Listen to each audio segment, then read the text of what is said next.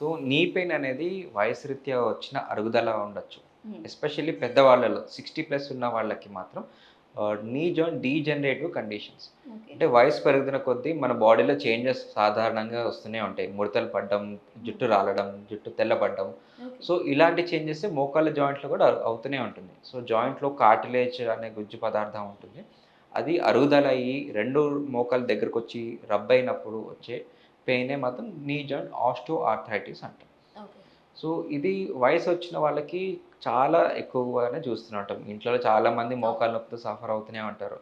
So, వీళ్ళకి చాలా విధమైన ప్రికాషన్స్ అండ్ ట్రీట్మెంట్స్ ఉంటాయి. ఓకే. ప్రికాషన్స్ ఎలాగా అంటే వాళ్ళు డైలీ చేసుకునే ఎక్సర్సైజెస్, హ్మ్. నీ జాయింట్ స్ట్రెంథెనింగ్ ఎక్సర్సైజెస్, మోకాలు చుట్టూ ఉండే మజిల్స్ గానీ, లిగమెంట్స్ అవి స్ట్రెంథెనింగ్ చేసుకుంటే జాయింట్ మీద లోడ్ పడకుండా ఉంటుంది. So, okay. Joint degeneration or అరుగుదలని డిలే చేస్తుంది.